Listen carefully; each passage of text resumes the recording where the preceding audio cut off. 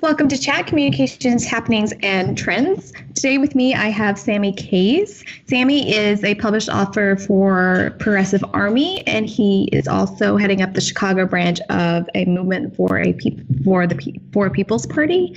So, Sammy, welcome to the program. Hey, thanks. Thanks for having me. Yeah, no problem. So you also have a podcast, and I'm going to get to that. But first, let's go through your background and kind of your progression to I guess, your politics and your activism now. Like, how did you get to where you are now? Well, like a lot of folks, I was inspired by Bernie Sanders. I had my beliefs before then, but a lot of people, I figure like me, thought that politics was absolute bullshit and politicians were bullshit, and Bernie kind of changed my mind about that. So that poster behind me, actually, you can see kind of with the glare, the Bernie poster. I got that from the campaign headquarters. They gave that to me during at the end of the Bernie campaign, kind of. So that kind of got me involved, and I just got more and more into it, and started reading a lot and doing more things and just writing, and it went from there. So how long would you say that you kind of became a little bit more active in politics? It's just really been since the Bernie campaign, and I've been here and there. What's that? So about 2015 or so, you think? Yeah, about 2015, active like in politics. Okay. So why don't you tell me about the Chicago branch of Movement for People's Party, and kind of what the goal is for that, and why you even want to head it up in the first place. Yeah, so the Movement for People's Party is a coalition building effort. So there's two general ideas of how to make change in the political system. Two routes, I guess. One is to reform the Democratic Party, and that's kind of what most people are still trying to do. Bernie's trying to do that. And then there's there's inside, outside. So we're like trying to build a coalition on the outside to either eventually, maybe we go inside the party after we build the coalition, or, maybe we build something on the outside and replace the party completely. So I've seen enough in my 2 to 3 years that I don't think the Democratic Party is going to change on a fundamental level. And that's when I decided to finally do this sort of other strategy, which is coalition building.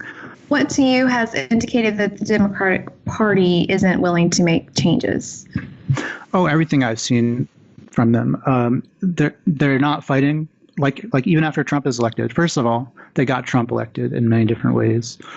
By choosing the less viable candidate and propping her up at every moment that they could, by like Nick Brana, founder of the People's Party, said at our meeting, abandoning the working class for decades prior to that, indirectly, for making people want someone like, Trump in the first place. Like, he couldn't come to power if people were satisfied with, the system. The primary against Bernie made me think that. The DNC chair election made me think that. The 2018 primaries here in the Illinois election made me think that. We just had a billionaire self-fund his own campaign for $70 million, and he just stomped everyone else. And just because he has a lot of money. So Democrats aren't getting money out of politics. They're not. They're voting with Republicans still to go to war, to sue like Russia. Like, sorry, that's just funny still. The Democratic Party, I've just seen that it's not a real opposition party. Like, everything that they seem to do indicates that they're not really there to fight back, at the very least. And other times they're working with the Republicans on things because they're controlled by a lot of the same, interests. Like single payer. Why wouldn't you stand up for single payer? Like, it costs less, it treats more people, and it gets better outcomes. Like, why aren't the Democratic Party being like, oh yeah, we're going to be for that because most people are for that. It's like obviously such a better thing. And they're not doing that. And it's like that on so many issues. And it's because they're rich and powerful themselves, and they're serving even richer and more powerful people. And I've seen that in the election cycles. I've seen that in the media, and I'm going to keep writing about it. Like there's things like they're stopping progressives in the primaries by throwing money at centrist candidates, smearing progressives. They do that in local races. They do that nationally. They do that at the state level.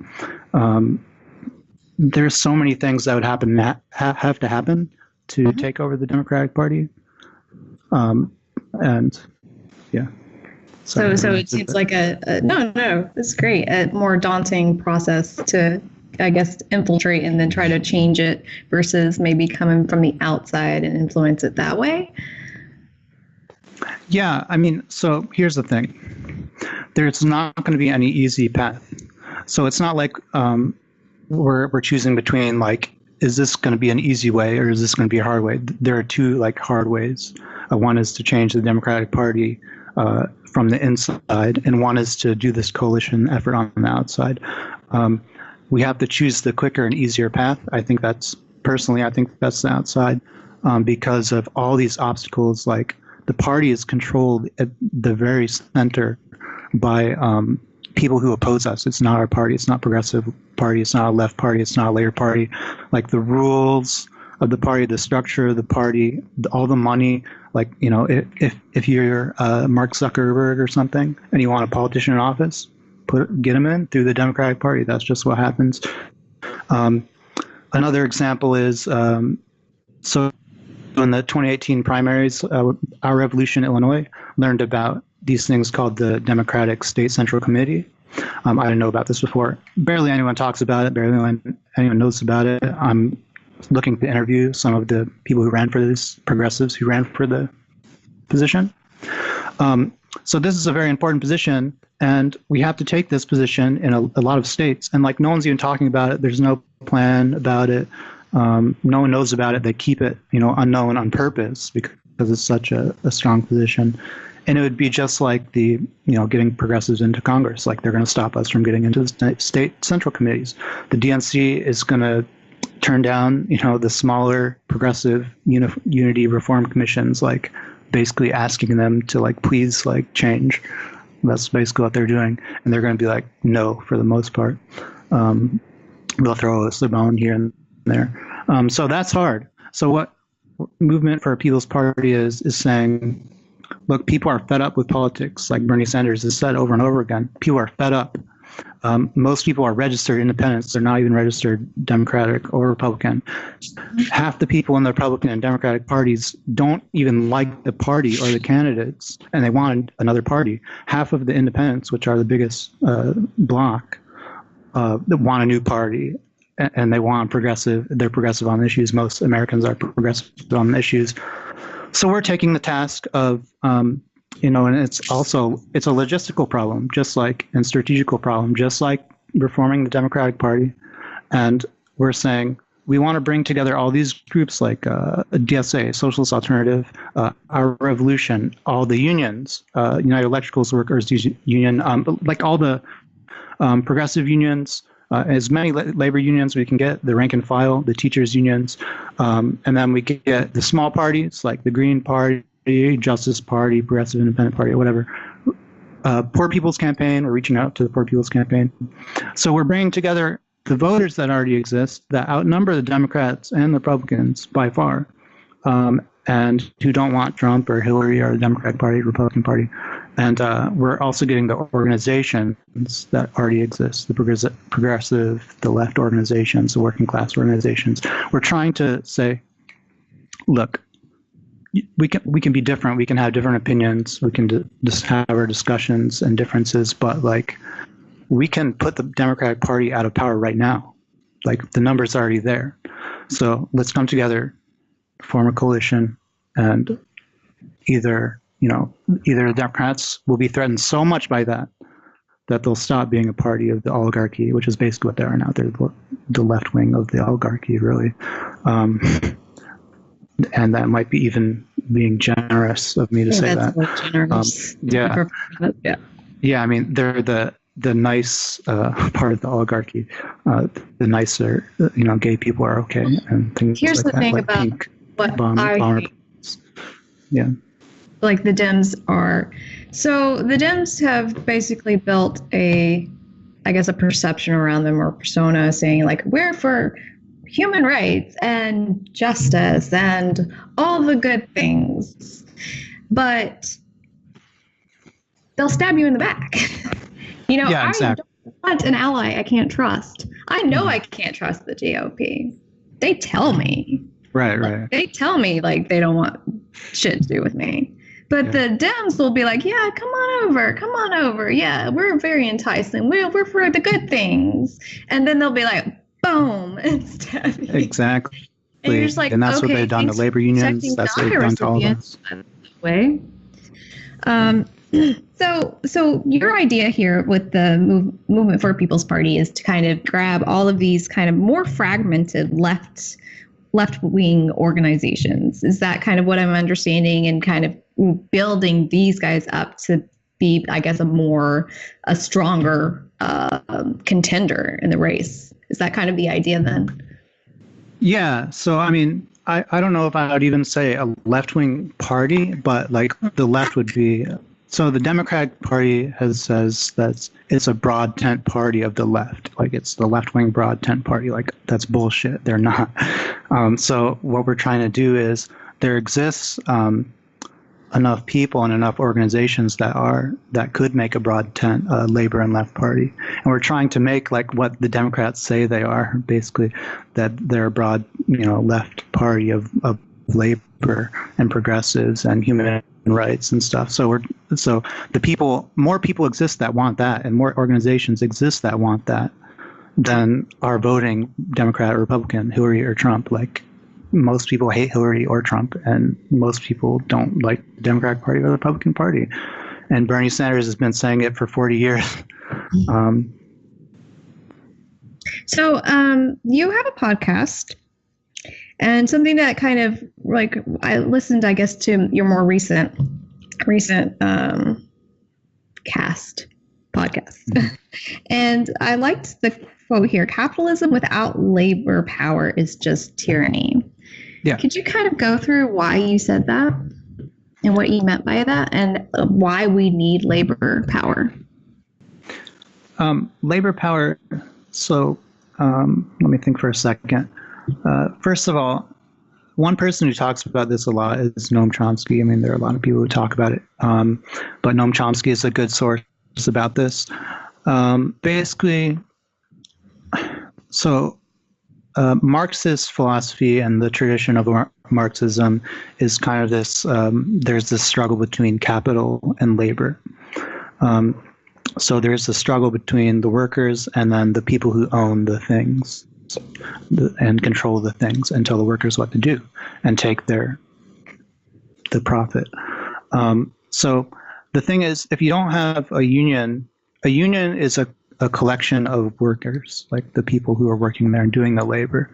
If they're divided up, if they're not bargaining collectively, it's like they're powerless.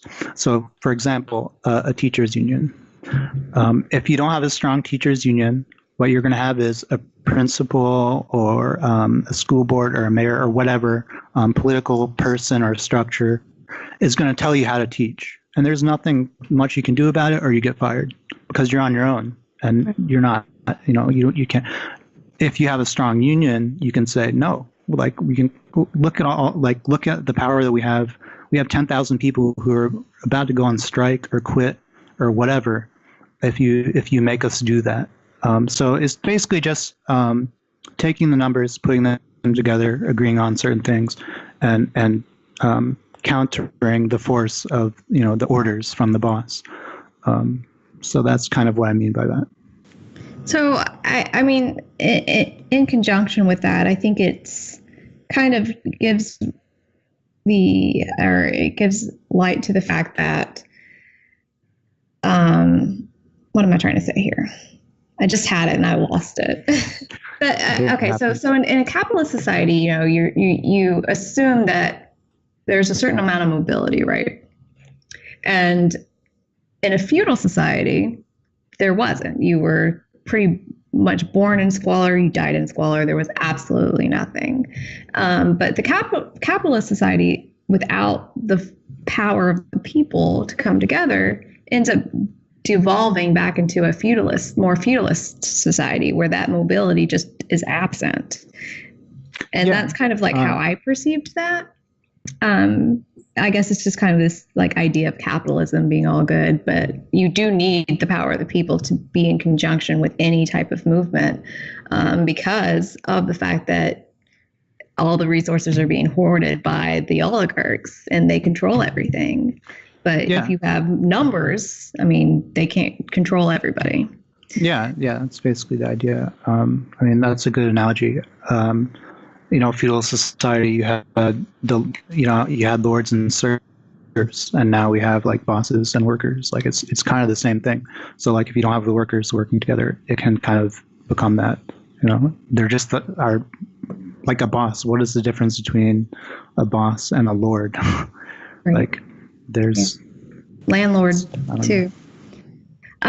So one thing that I keep getting questions about is kind of like, I like your podcasts. I like what you have to say. But I want to be more active. I don't know what to do or where to go. Do you have any advice for our listeners as far as if they want to become more active in their own communities or start something or help head up, I guess, like a movement like you have here with the People's Party? Do you have any advice for them?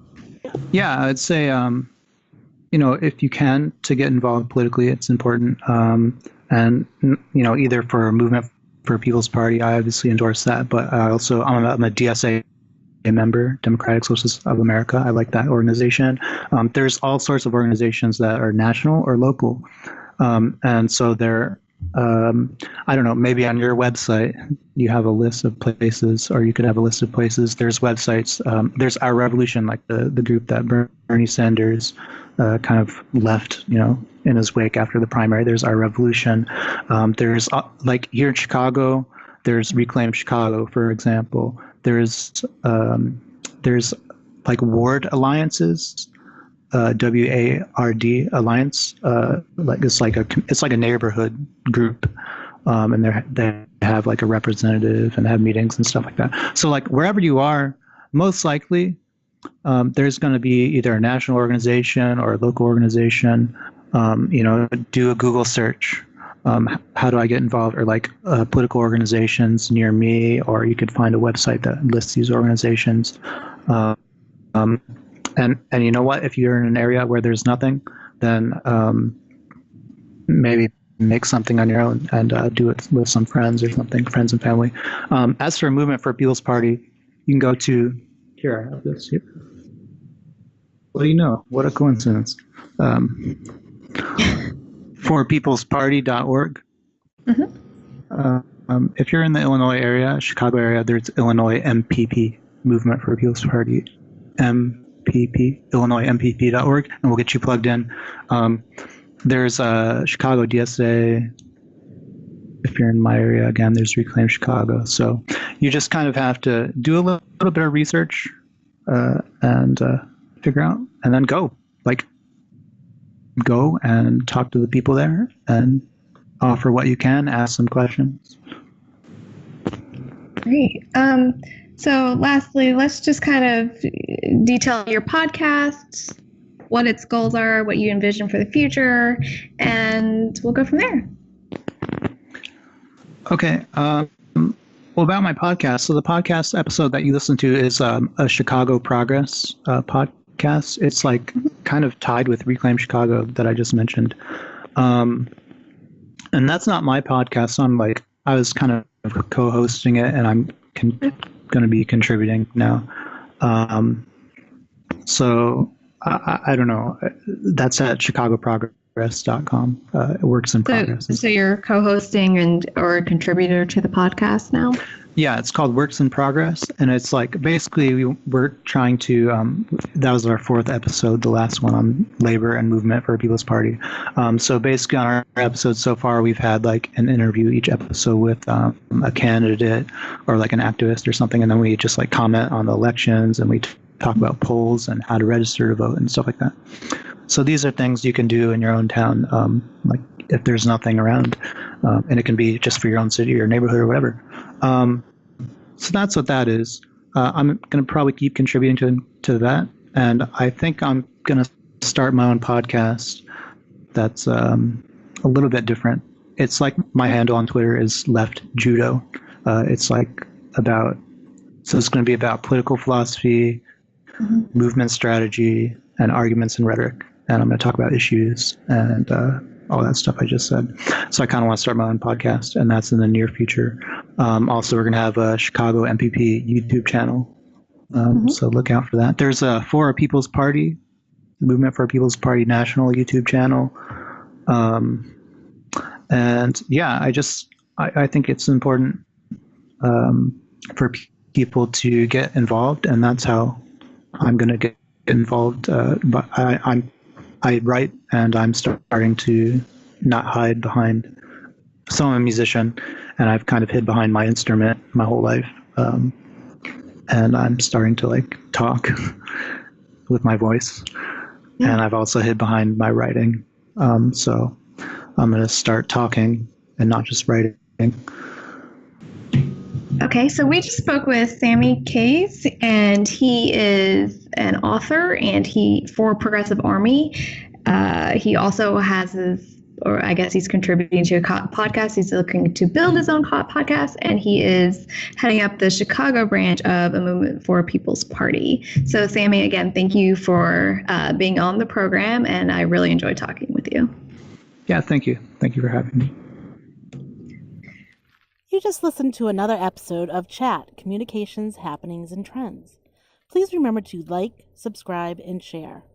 Also, head on over to our Patreon page at www.patreon.com/ActifyChat and help us bring more content to you by supporting us. Thank you, and keep fighting the good fight, my friends.